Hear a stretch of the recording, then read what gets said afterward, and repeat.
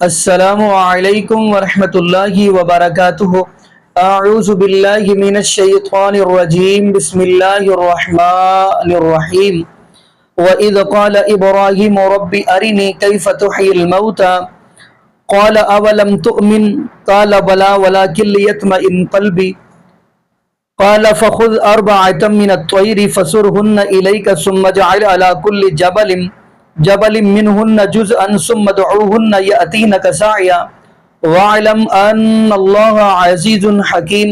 جی ناظرین، آج ہم جس حوالہ سے گفتگو کرنے جا رہے ہیں وہ یہ ہے کہ ناظرین آپ کو اس بات کا علم ہے کہ نبی ابراہیم علیہ السلام کی ان ایام کے اندر یعنی ذی الحج کے دنوں کے اندر نبی ابراہیم علیہ السلام کی یاد کو بھی تازہ کیا جاتا ہے، کیونکہ قرآن نے اس بات کی گواہی دی ہے جہاں پہ رب العالمین نے فرمایا لَقَدْ كَانَ لَكُمْ فِي رَسُولِ اللَّهِ أُسْوَةٌ حَسَنَةٌ کہ آمینہ کے لال جناب محمد رسول اللہ صلی اللہ علیہ وسلم کی زندگی آپ کے لیے بہترین نمونہ ہے۔ وہاں پہ آپ سورۃ الممتحنہ 28 پارے کی پڑھیں گے تو وہاں پہ اللہ رب العالمین فرماتے ہیں کہ نبی ابراہیم علیہ السلام کی زندگی بھی آپ کے لیے بہترین نمونہ ہے۔ تو ناظرین باقی سارا واقعہ تو آپ کو پتہ ہے، لیکن آپ کو یہ بھی پتہ ہوگا جب نبی ابراہیم علیہ السلام نے نمرود کے ساتھ مناظرہ کیا تو نمرود کو جب نبی ابراہیم علیہ السلام نے یہ بات کہی کہ میرا اللہ سورج مشرق سے نکالتا ہے اور مغرب کی طرف غروب کرتا ہے، اور اگر تو ہے یعنی نبی ابراہیم علیہ السلام فرمانے لگے اگر تو ہے تو پھر تو سورج مغرب کی طرف سے نکال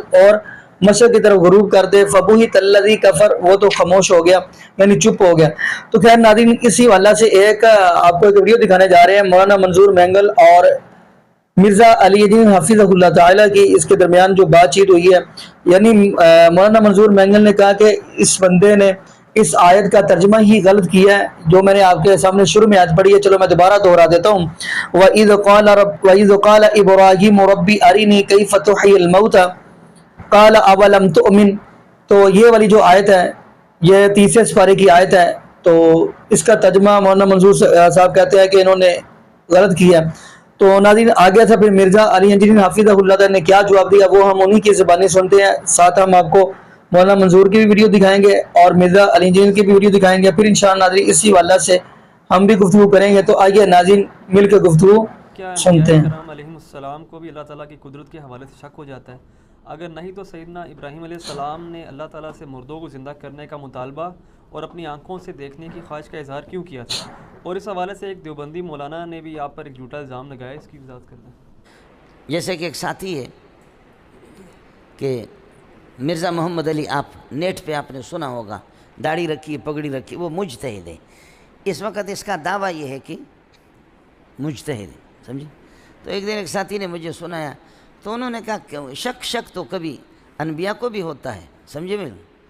اور پھر یہ کہ کیا ہے وَإِذْ قَالَ إِبْرَاهِيمُ رَبِّ أَرِنِي كَيْفَ تُحْيِي الْمَوْتَى، یہ کیف کو شک کے لیے سمجھ رہا ہے آیا سمجھ میں؟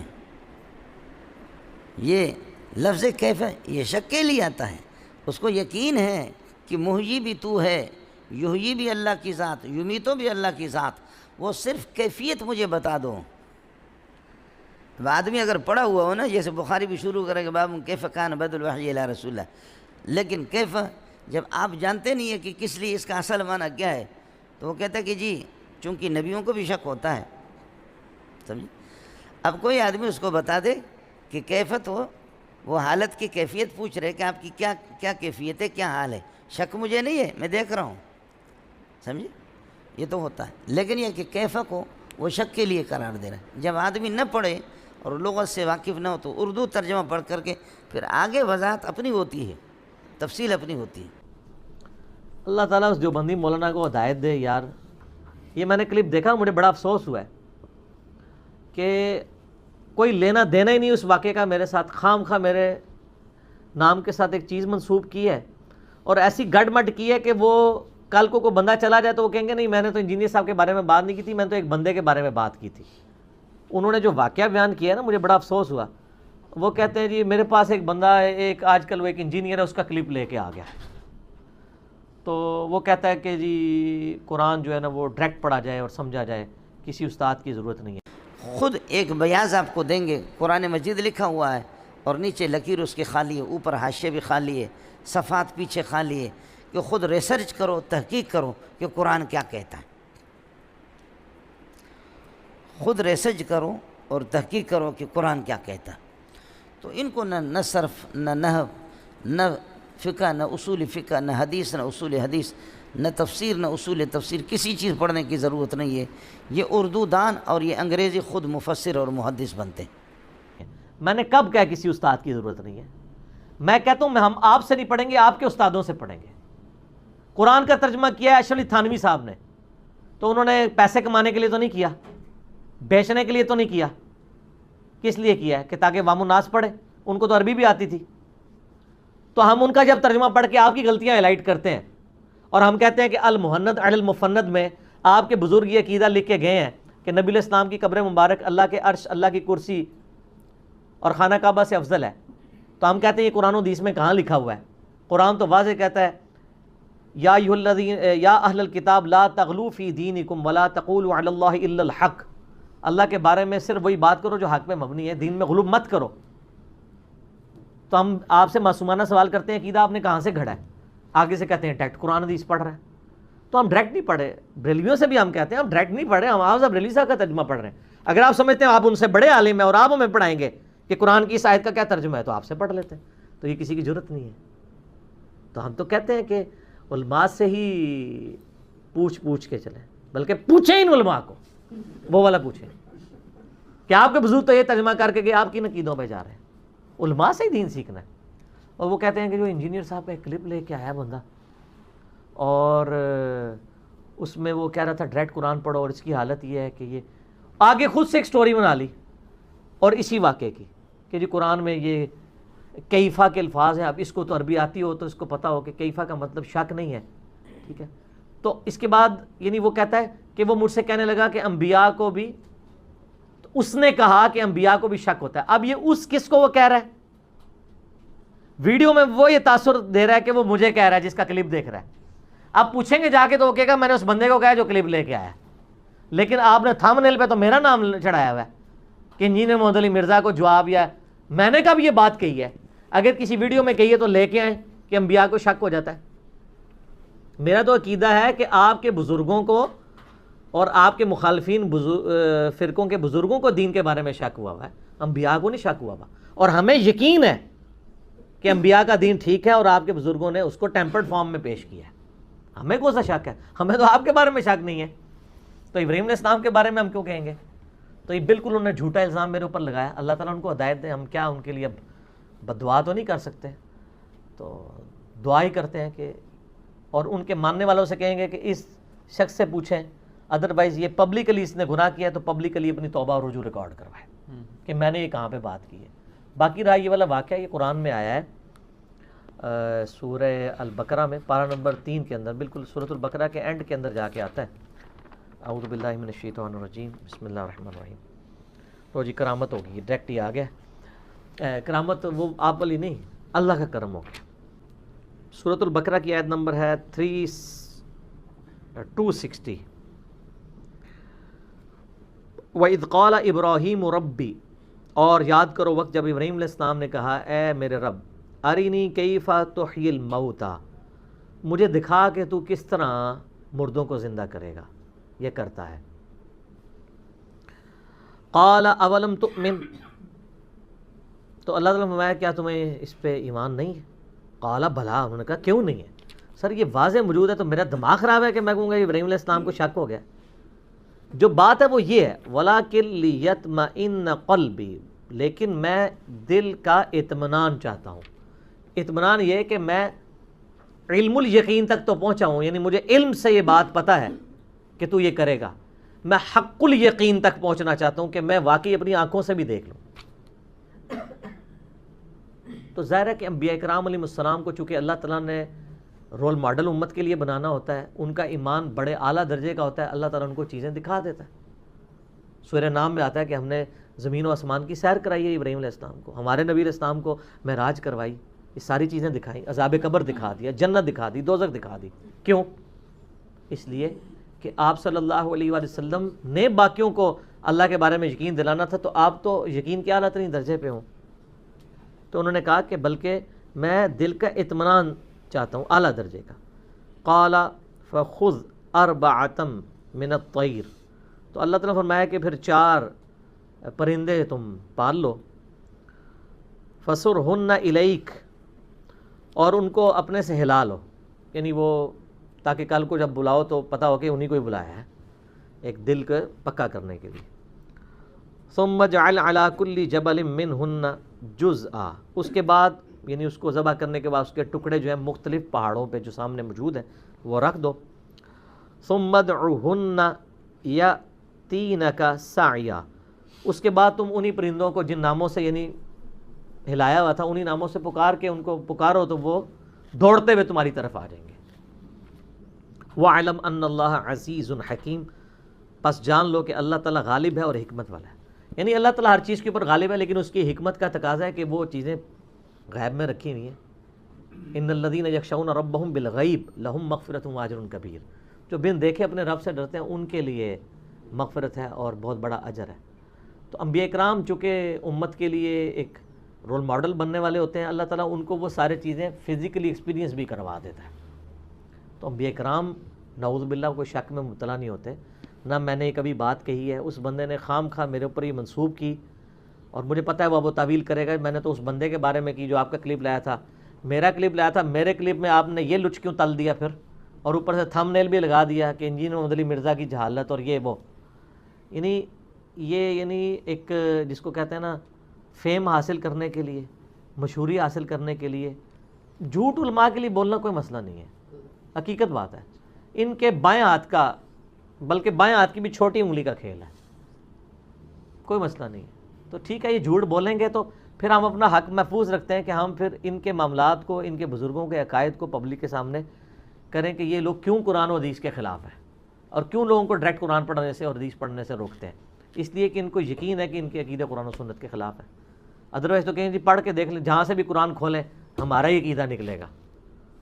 سر المہند کا ایک عقیدہ میں نے چیلنج کے طور پہ دیا ہوا ہے ان کو، اور وہ کراچی والے مفتی کے بارے میں میرا کلپ بھی ہے اس کی توبہ کہانی کے اوپر، ٹھیک ہے، کہ اس نے کیسے پینترے بدلے ہیں، کیسے بیانات بدلے ہیں، کہ یہ المہند علی المفند میں جو یہ عقیدہ آپ کے بزرگوں نے 35 علماء دیوبند نے لکھ کے اس پہ سگنیچر کر کے 1906 کے اندر یہ لکھا ہے کہ ہم نبی علیہ السلام کی مبارک قبر کو اللہ کے عرش سے، کرسی سے اور خانہ کعبہ سے افضل سمجھتے ہیں، یہ کس آیت اور حدیث کے اندر یہ موجود ہے، کہاں سے آپ نے ڈیٹیکٹ کیا ہے؟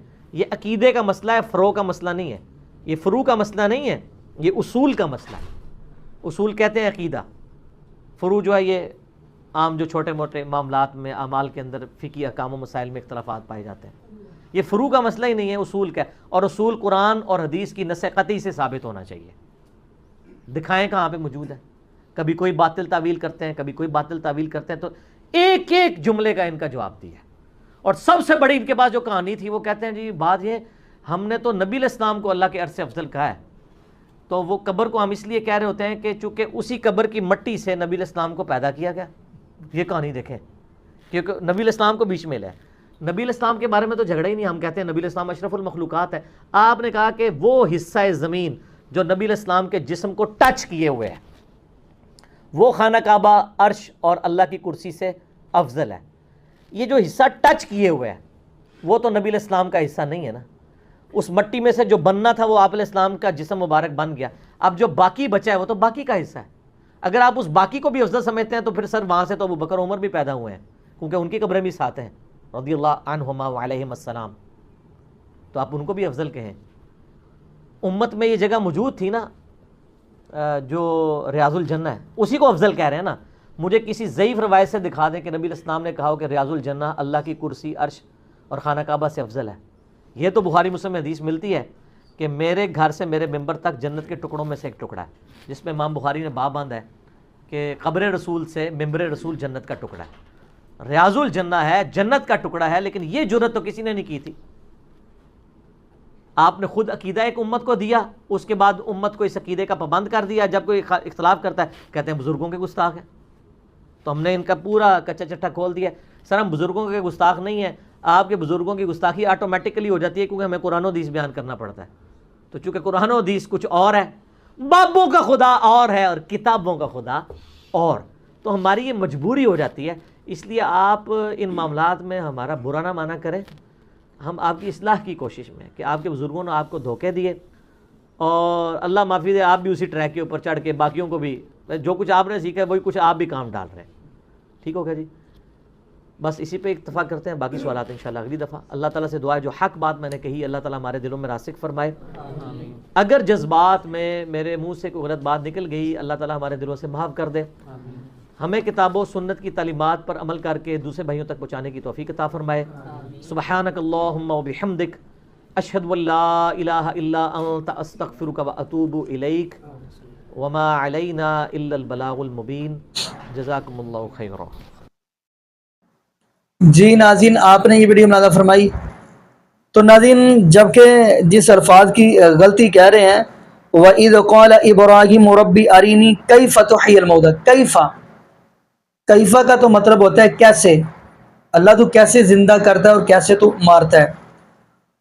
تو ناظرین دیکھیں، نبی ابراہیم علیہ السلام فرماتے ہیں کہ اللہ تیرے اوپر ایمان ہے لیکن دل کو اطمینان کے لیے یہ بات کہہ رہا ہوں. تو خیر آپ کو سارا پتہ ہے کہ اس آیت کے اندر اللہ رب العالمین نے فرمایا کہ آپ فخذ اربعۃ من الطیر، 4 پرندے لے لیں. یعنی حافظ ابن کثیر نے غالباً کوئی کگی لکھی ہے یا طوطا لکھا ہے یا ایسے طرح کے 4 پرندے لکھے ہیں، یعنی بٹیر بھی لکھے ہیں حافظ ابن کثیر رحمۃ اللہ تفسیر ابن کثیر کے اندر. تو ان کے جسم کے ٹکڑے کر کے آپ پہاڑ کے اوپر رکھ دیں اور ان کی گردنیں اپنے ہاتھ میں پکڑ لیں اور آواز دیتے جائیں، وہ یعنی جڑتے جائیں گے حتیٰ کہ بول بھی پڑیں گے. تو خیر ناظرین، یہ تو نبی ابراہیم علیہ السلام میں ساتھ آپ کو ایک اور بات سمجھاتا چلوں. عقیدہ توحید کی بات ہے. آپ اس معاشرے کے اندر دیکھتے ہی ہیں لوگوں کو کہ کیسے آپ دیکھیں گے قبروں کے اوپر پوجا پاٹ جو بھی سارا کچھ آپ کو پتہ ہے. تو ناظرین آگے سے یہ بھی کہا جاتا ہے کہ یہ جو ہمارے ولی ہیں جب زندہ ہوتے ہیں تو کم سنتے ہیں، قبر میں چلا جائیں تو پھر زیادہ سنتے ہیں.